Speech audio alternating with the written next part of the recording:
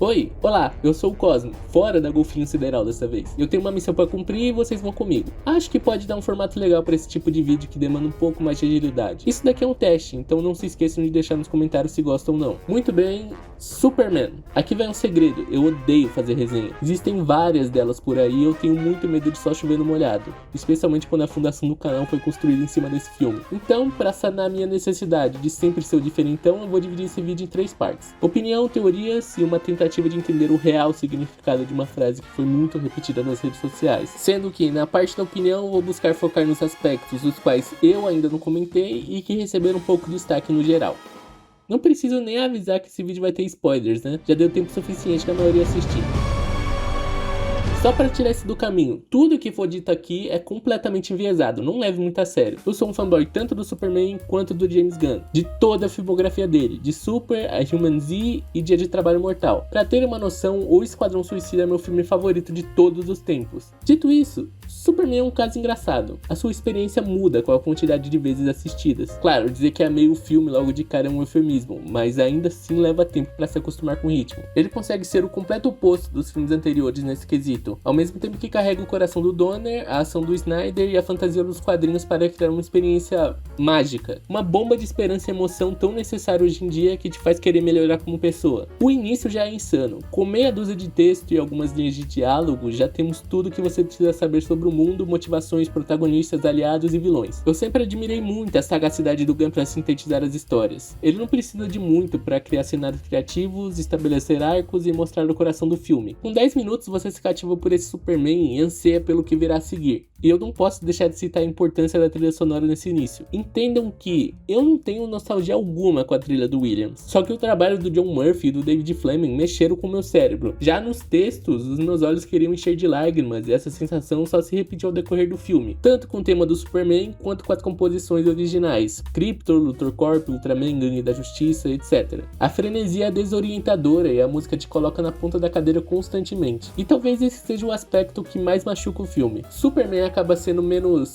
elegante se comparado ao Esquadrão Suicida e Guardiões 3, que são igualmente caóticos, porém sabem quando parar para respirar. Mesmo assim, o Azul não consegue reter as melhores qualidades deles, justamente por ainda ter o coração no lugar e voltar todo o foco emocional para os 4 pilares que o sustentam.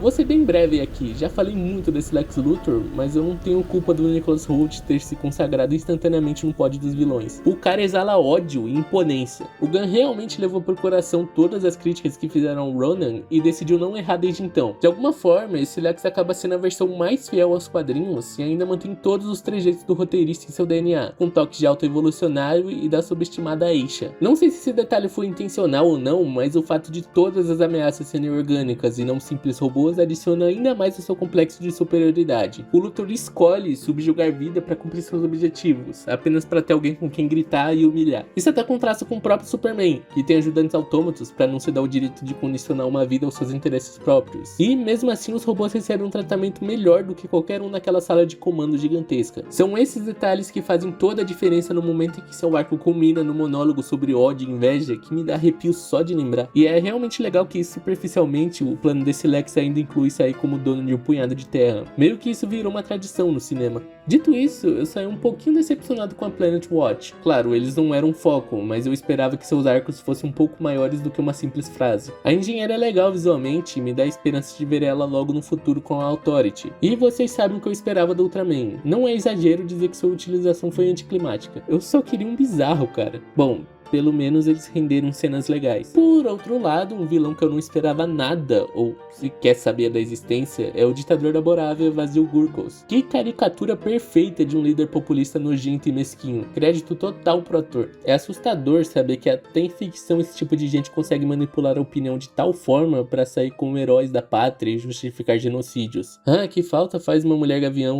Encerramos! Gangue da Justiça. O jeito que a equipe influencia na trama é interessante, indo além de apenas uma muleta aproveita pro Gunn voltar ao seu habitat natural e servindo para mostrar a influência do Superman em pequena escala, ajudando seus integrantes a deixar de lado crenças pessoais e burocracias para interferir na situação em Jahanpur. Cada membro tem sua particularidade, mas todos resolveram farmar a aura até o último minuto. Principalmente o Senhor Incrível, surpresa total ter gostado mais dele do que do Guy, protagonista da melhor cena de ação e com o arco mais tocante dentre eles, sempre reprimindo emoções para acabar se mostrando mais humano no final. Isso vale pro Metamorph também, esse sim conseguiu superar todas as expectativas. O Anthony Carrigan entrega um homem completamente assombrado que aprende a ser um herói por meio do remorso e do sofrimento do Superman. Particularmente eu gosto bastante desse take dele indo pras sombras com o Joey e olhando com preocupação pro azulão. Cara, você é esquisito. A Lois Lane é um show à parte, quase que literalmente. Nada de donzela em perigo por aqui. A Rachel Brosnahan se destaca em um papel obstinado, crucial para a resolução da trama e subversivo, onde a repórter precisa salvar o Superman diversas vezes. Sem ela e o bom jornalismo, Lex sairia impune pelo quase fim do mundo. Confesso que a maneira que o relacionamento dela com Clark foi abordado me emocionou bastante. Um amor genuíno por um lado, incerto por outro, que quase vai abaixo pela colisão de duas visões de mundo opostas. Como que o ser mais poderoso do mundo pode ser tão ingênuo e imprudente? Essa é a pergunta que desencadeia um longo processo onde vemos Lois se apaixonar lentamente por Clark. Começando pela cena do Duende, onde o Superman abre mão da própria liberdade para salvar um cachorro mau, e mais pra frente, quando Lane conhece os pais e o quarto de infância do namorado e percebe de onde vem a pureza, a sinceridade e o amor. Um fazendeiro simples de Smallville que não vê maldade em nada e acredita fielmente na bondade humana. Na boa, isso é muito bonito. Eu não chorei no beijo final à toa não, isso é top 3 relacionamentos em filme de super-herói. Eu também te amo. Vamos falar um pouquinho do protagonista? Quer dizer, fora tudo que já disseram, David Cornstarch é perfeito, mano, gentil, Superman único, punk rocker e que vai marcar uma geração. Isso ninguém tem dúvida. É a versão que eu sempre quis ver nas telonas. A sua impulsividade é praticamente uma ode ao Siegel e Shuster. Aliás, cada detalhezinho acena para diversas eras do personagem. Até as ruins, como a do Burn. Tá, dessa vez é brincadeira, vai ficar parecendo perseguição. Mas, inacreditavelmente, esse Superman tem muita coisa do pós-crise, só que infinitamente menos insultante. Como o discurso sobre a humanidade, que, aliás, por mais brega que seja, o Superman precisava muito verbalizar os seus valores pra audiência. Não dá pra deixar esse tipo de coisa nas entrelinhas. E se conformar com o fato de que seus pais não eram tão altruístas quanto ele acreditava. Isso grita John Byrne, só que sem a parte de descartar as raízes estrangeiras e abraçar o American Way, tipo um certo Superman aí. Eu não tenho opiniões muito fortes na mudança do Jor-El e Lara, pois acaba funcionando para a mensagem que o filme quer passar. Na minha visão, o ponto não é virar a cara para suas raízes. Você não vai ver o Superman com vergonha do símbolo, dos familiares ou de ser um alien. E isso não quer dizer exatamente que ser chamado de alien por Lex não vai o machucar, mas a jornada dele é perceber que isso não o desloca automaticamente. Superman ainda considera as falhas e características humanas como a sua maior força, contrariando as crenças de seus pais biológicos e a própria percepção em relação ao seu propósito e o que o faz verdadeiramente um herói. O destino é moldado por escolhas, não pelas expectativas e desejos impostos por outros. É sobre encontrar um equilíbrio entre as duas heranças e como você vai utilizar cada uma para forjar o seu caminho. Fora que isso resulta na cena mais emocionante do filme, a junção entre a música e as filmagens dos Kent, quando a câmera entrecorta o sorriso do Superman banhado pelo sol e Jonathan fazendo o pequeno Clark alçar voo em seus braços. É a síntese perfeita desse personagem. A sua criação é o que alinha o seu destino aos seus valores. Hoje, Superman voa sozinho, não por uma força ou influência maior, mas porque ele aprendeu a ser um humano. Ele cresceu sem medo de se mostrar vulnerável e lutar pelo que acredita. Clark escolheu usar a verdade de Krypton para o bem, carregando o amor de seus pais adotivos. Tem como não se emocionar no final do filme? Ah, e a inexplicável habilidade de atrair mulheres do Jimmy Olsen é basicamente o que move a trama inteira. Só isso já garante uma nota 10.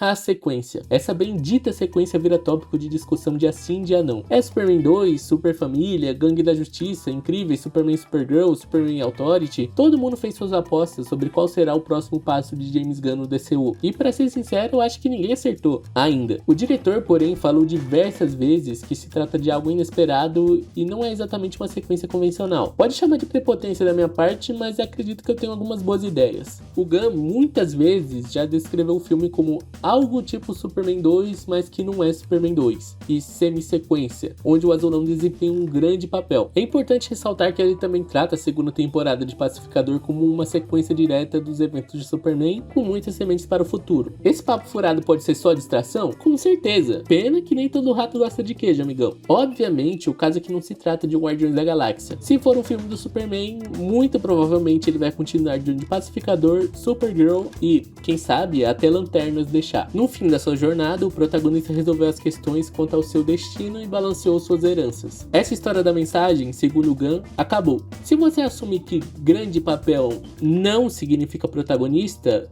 temos opções muito amplas.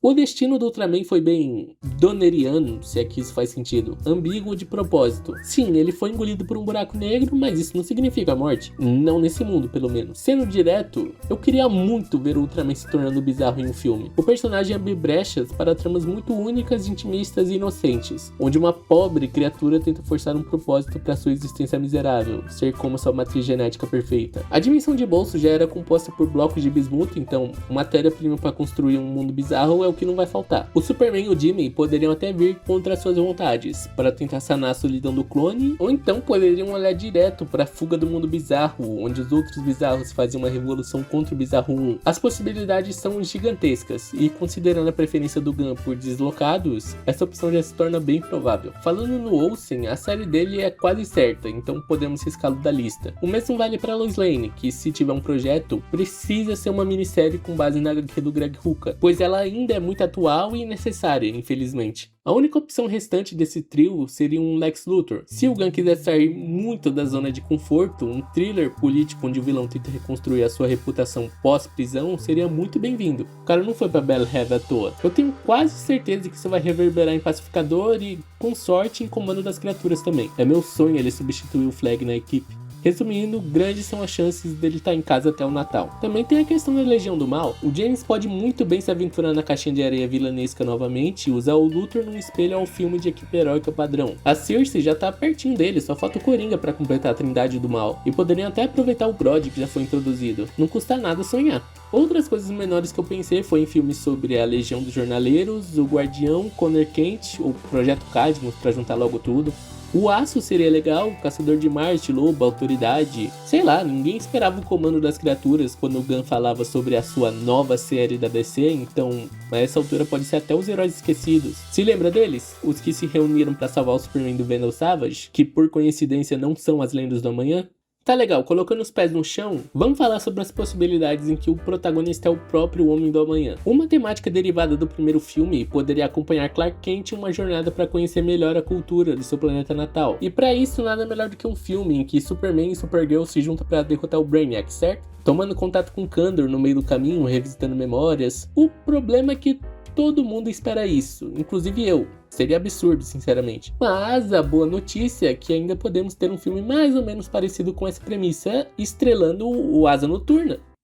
Não, esse não. Esse aqui. Ah, Cosmo, você enlouqueceu de vez. Talvez sim, mas me escuta rapidinho. A história começa com o habitual ataque de Brainiac a Metrópolis. Superman acaba sendo atingido pelo raio encolhedor junto ao seu melhor amigo Jimmy Olsen. Eles são colocados em Kandor com outros kryptonianos. Kent e Olsen tentam achar uma maneira de escapar para salvar a Terra e no meio do caminho acaba se deparando com uma sociedade à beira do colapso sob um regime ditatorial. E com a oportunidade perfeita para aprender mais sobre Krypton sob a visão dos Kandorianos. Para resolver todos os problemas em uma tacada só, Superman, banhado pelo sol vermelho, adota a alcunha do vigilante Asa Noturna, enquanto Jimmy é de seu fiel parceiro, Pássaro Flamejante. Em paralelo a isso, Lois, Luthor, Kara e o restante do planeta diário precisam lidar com a nave Caveira ameaçando a vida, enquanto tentam trazer o Superman e o Jimmy de volta. É uma baita ideia, não?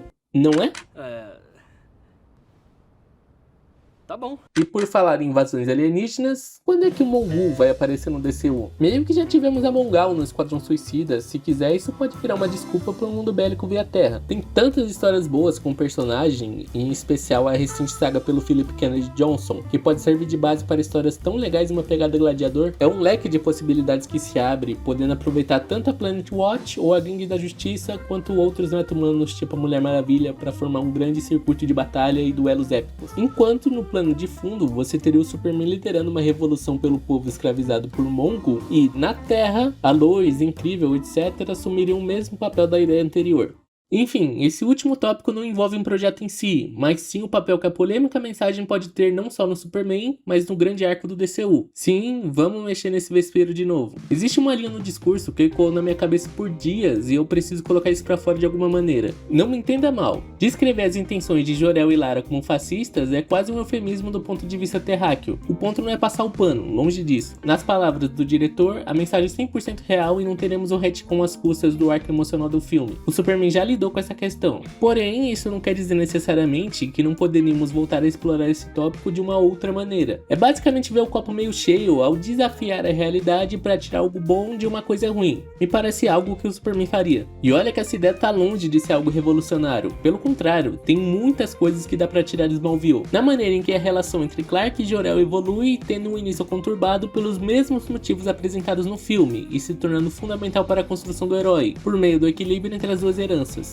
Seguindo, o que realmente nos interessa aqui é a parte recuperada da mensagem. O povo de lá é simples e extremamente confuso, fracos de mente, corpo e alma. Governe o planeta como o último filho de Krypton. Jor-El talvez tenha subestimado a Terra com simples, mas não tem como negar que ele acertou em cheio no confuso, especialmente se olharmos para a comunidade meta-humana no DCU. Seres superpoderosos são conhecimento público há 300 anos, e, como o Gunn já disse, estão começando a se tornar um grande problema. É seguro dizer que não estamos exatamente na Era de Ouro. Só pelos projetos que já integram o universo, é muito raro vermos meta-humanos altruístas, que lutam pela verdade e justiça sem incluir um interesse próprio. Alguns servem aos governos, espontaneamente ou não. Outros lutam pela sobrevivência e muitos tratam a vida como se não fosse nada. É bem mais comum ver super-heróis que agem pela fama e dinheiro acima de qualquer outra coisa. Não é muito diferente do futuro distópico de Reino da Manhã, não é? E não tenho certeza se fracos seja uma forma justa de descrevê-los. Eu prefiro equivocados, pois falta uma figura que sirva de norte, que os inspire a lutar contra um sistema.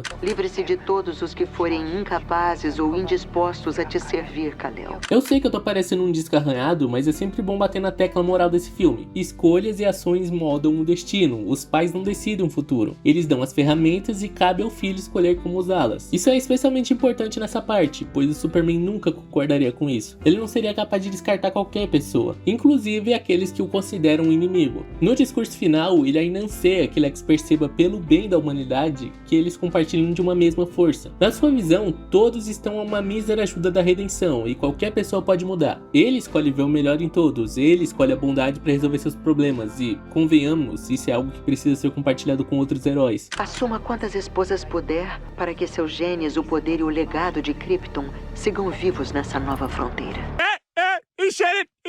Não é segredo que, desde o anúncio de Deuses e Monstros, os fãs especulam que a obra-prima de Darwin Cook seja uma das bases para a construção desse universo. Essa fala pode ser um mero easter egg bobo? É claro, mas é bem mais legal se a gente levar ela muito a sério. Leves spoilers da HQ. A sua história basicamente aborda o período de transição entre a Era de Ouro e a de Prata, tendo figuras como Hal Jordan e Barry Allen como protagonistas e a inclusão de conceitos de ficção científica inspirados pela corrida espacial, em contraste às histórias militarizadas da Segunda Guerra. Na sua última edição, após a batalha contra o Centro, temos a formação da Liga da Justiça para solidificar simbolicamente a conclusão da mudança entre períodos. Não é muito absurdo concluirmos que isso é exatamente o que o Gunn quer replicar com esse universo, né? Superman bebe muito do conceito da Nova Fronteira e, ao que parece, outros projetos chaves, como o próprio Batman, estão seguindo pelo mesmo caminho. Claro, ainda assim abordando a inocência da Era de Prata em contextos modernos, permitindo que outras produções como o Pacificador tenham a mesma vibe sci-fi, porém com uma roupagem completamente diferente. O legado do Superman é de extrema importância para a trama. Não à toa, o filme tinha um subtítulo Legacy, quem lembra? Eu vou além e dizer que ele seria a fundação para um capítulo completo do DCU. Ao desafiar os pais e se aproveitando de sua criação, Clark provaria que o seu legado é maior do que ser um tirano. Seus feitos serviriam para inspirar uma geração inteira de heróis. E meio que já vemos isso acontecendo em pequena escala no filme. Obviamente, o Azul não faria isso sozinho. Se aliando aos 7 maiores heróis da Terra, aqueles que dedicam as suas vidas ao altruísmo e perseguem o mesmo objetivo, ele travaria uma luta pela verdade e justiça. Superman desafiaria a visão de seus pais ao acreditar no potencial dos terráqueos e se permitir ajudá-los, ao invés de governá-los, transformando as ferramentas à sua disposição em algo que faça sentido para a pessoa que se tornou, como uma forma de se solidificar como um herói completo, equilibrando suas duas heranças, e levando a humanidade, junto à Liga da Justiça, a uma nova fronteira.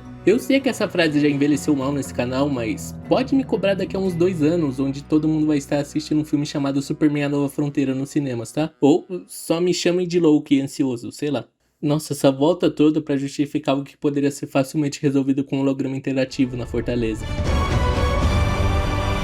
Essa parte vai ser rápida, prometo. É mais um relato pessoal do que qualquer outra coisa. Todo mundo aqui viu mais de uma pessoa descrevendo Superman como um filme muito quadrinhos. Não é muito diferente da minha própria definição, mas isso ficou martelando na minha cabeça por dias, até eu conseguir apontar exatamente o que causa esse sentimento. É a confusão, os elementos fantásticos, as cenas de ação, cores... Bom, é tudo isso e mais um pouco. Sabe, meus primeiros quadrinhos de super-heróis foram Batman Arkham City, do Paul Dini, e Corporação Batman Volume 2, de Grant Morrison. Somado aos jogos e às animações, foi isso que fisgou a minha atenção para esse mundo. E quanto mais eu penso, mais eu consigo relacionar essa experiência com o filme. Imaginem a minha confusão em começar com o segundo capítulo de algo escrito por Morrison, mergulhar de cabeça no mundo familiar dos jogos, enquanto na outra edição tinha todo tipo de Batman, histórias feitas com 3D, diversos personagens como Metamorfo e os renegados sem contexto algum. Alguns que se tornariam os meus favoritos aparecem aqui e eu não tinha a menor ideia. Eu fiquei maravilhado e intrigado para consumir mais, para conhecer e decifrar cada detalhezinho naquelas páginas. Era como uma janela para outro mundo. Eu me lembro muito bem de tentar conectar essas duas edições sem sucesso algum. Inclusive, juntar o tal desconhecido de Arkham City com esse personagem na capa, sem ter a menor ideia de quem era o Azrael na época. E isso era muito legal. É uma surpresa ir para a internet e me deparar com todos fazendo o mesmo com o filme, caçando conexões irreais com The Batman, Pacificador e teorizando o que vem a seguir, procurando detalhes, criando headcanons pra explicar o que não tem contexto. Cara, eu realmente queria que esse filme lançasse quando eu era criança. Foi quando me caiu a ficha. É isso que o faz ser tão quadrinhos. Superman captura com perfeição a experiência de pegar uma edição aleatória e dar uma espiada na janela para um mundo fantasioso. Funciona como escapismo, um dispositivo para se permitir olhar o mundo com os olhos de outros artistas, super-heróis, por 2 horinhas e, com sorte, aprender algo com a jornada e melhorar como pessoa, sentir conforto. Foi essa a sensação que me fez amar os quadrinhos. É isso que me deixou aficionado pelos mais diversos mundos até hoje, super-heróis ou não. E é essa tentativa genuína e bem sucedida que me faz amar o filme mais do que qualquer outra coisa nele. E olha que eu disse que eu não gostava de fazer resenha, hein? Credo. Bom, agora é com vocês. O que acharam de Superman e o que esperam da sequência? Se me dão licença, eu preciso apertar o passo. Planetas atômicos não são exatamente conhecidos por ficar horas em um lugar só. Enfim, é isso. Até mais.